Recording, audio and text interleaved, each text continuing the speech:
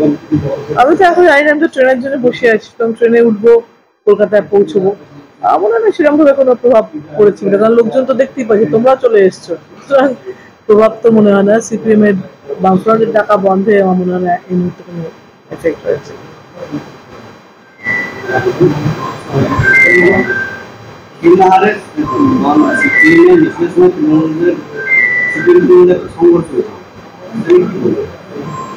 আমি জানি না কি সংঘর্ষ হয়েছে, কোথায় হয়েছে, কিন্তু এমনি জেনারেলি একটা মিটিং করলে আর একজন আটকার এইসব নিয়ে বোধহয় হয়ে থাকবে।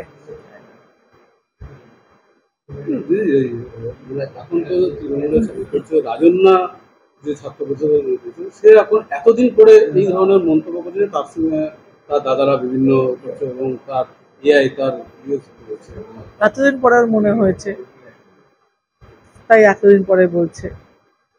সেটা কেন বলছে ওই জানবে, এবং এতদিন কেন বলেনি সেটাও ওই নিশ্চয়ই জানে ভালো করে।